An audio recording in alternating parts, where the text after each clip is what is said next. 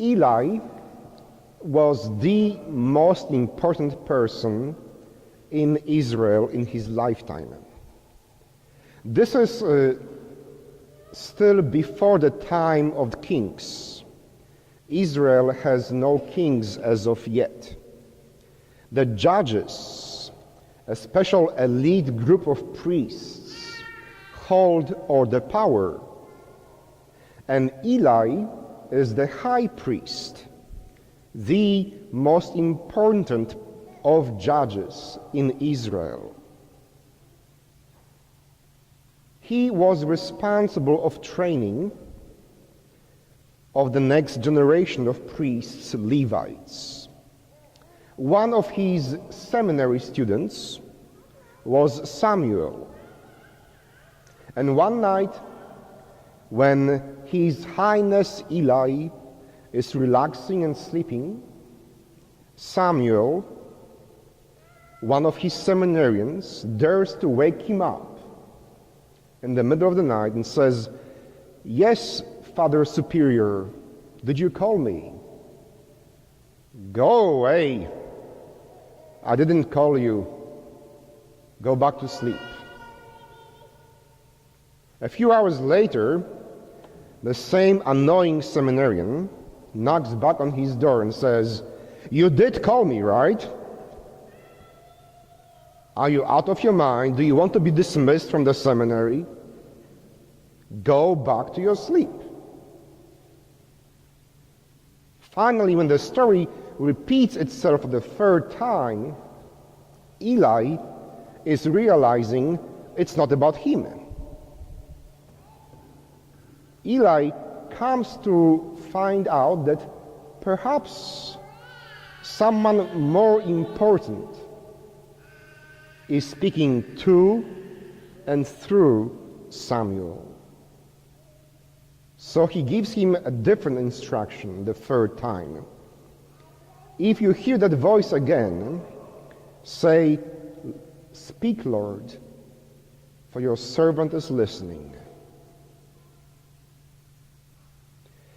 For people like Eli, people who have all the power, all the privilege, it may be difficult at times to hear different people speak, to hear and acknowledge the validity of different voices. If you are in charge, if you are used to running business your way, you don't tend to listen to other voices. You think to yourself, "I have come that far, I must be really smart." And so you dismiss people who dare to speak, people who bring different ideas, different perspective to the table. This is exactly Eli's story. He was used to getting things done his way. When seminarians would speak, the first thing they should say was, "Yes, Father." So it was shocking when he discovered that God speaks to and through Samuel. It is always shocking for the people on the top of the pyramid to find out that someone at the bottom might be right. It is disrupting. It is annoying. It is confusing for the people who are used to getting their way to acknowledge that some other perspective might be equally valid, perhaps even more important than their own. And I know I speak as a white male, so in many ways I speak as a person of privilege, as a representative of someone who had their way at the top most of the time.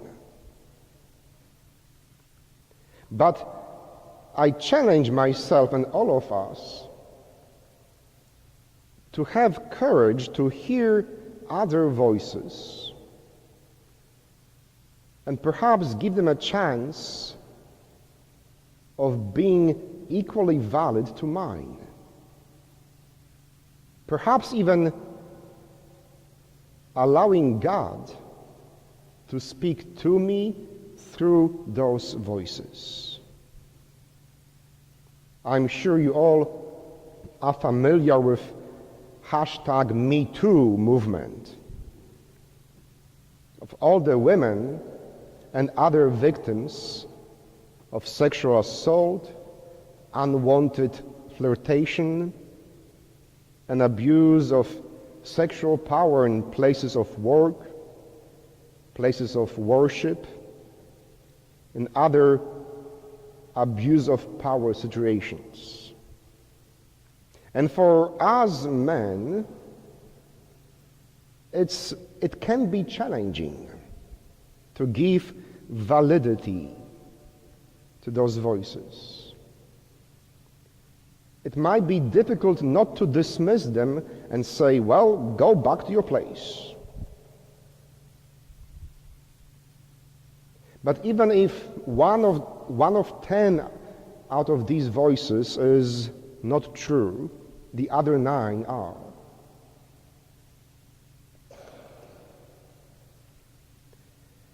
For people who are heterosexual, it has been very difficult to acknowledge the validity of the voices of our LGBT brothers and sisters. It was very challenging for many of us to acknowledge that a same-sex marriage can be as beautiful and as challenging and headache-giving as heterosexual marriage. And yet, we have come, hopefully, as a society and as a church, to believe that those voices are equally valid as ours. On Monday, we celebrate Martin Luther King Day. As a majority white country for the last 200 years, it is difficult for us today to accept the fact that in 20 or 30 years we will not be majority white country anymore. To acknowledge and appreciate the voices of people of different ethnic background than that of European and Caucasian. That our Latino brothers and sisters, our African American neighbors, our Asian friends have equally important stories to tell. We can go on and speak of all these historical instances when people in charge have been challenged to hear and acknowledge the voice of God speaking to and through the others. Maybe it happens in your marriage. Maybe you have heard your wife or your husband say so many stupid things that you finally dismiss them. What can you know about that thing? Maybe it happens in your school, in your place of employment, in your church, or any other given situation. When you are used to getting your way, it has to be challenging to recognize that God can speak to and through someone else. But this is exactly what the scriptures challenge us to hear and understand this Sunday. And look at the story of Peter. Actually, we should say Simon, because Peter is his AKA. Simon's brother Andrew is the one who tells him, hey bro, we found Messiah.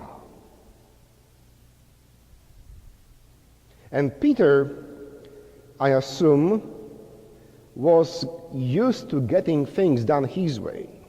He was used to being the leader. He was used to being the oldest. What can you know, Andrew? But by the very fact that he listens to the voice of his younger brother, he gets to meet Jesus. You see, if we dismiss the voices of others, if we dismiss the Me Too movement, if we dismiss the LGBT movement, if we dismiss anybody else who doesn't speak in my name, we may just as well dismiss the voice of Jesus. Because God does speak to us. God does speak through our sisters and brothers. And when you hear that voice, the right response is, "Here I am, Lord. Speak, for I am listening." Amen.